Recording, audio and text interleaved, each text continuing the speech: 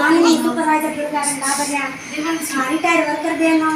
अपना वर्कर बहनों हेल्पर बहनों आमंत्रित वालीओ माताओं અને મારા નાના નાના ભૂલકાઓ જેના તકે માત્ર ઉજળા છે બાળકો આજે અહીંયા બધાને આમંત્રિત કરવા માટે હું એક કારણ છે કે આપણે 7 વર્ષથી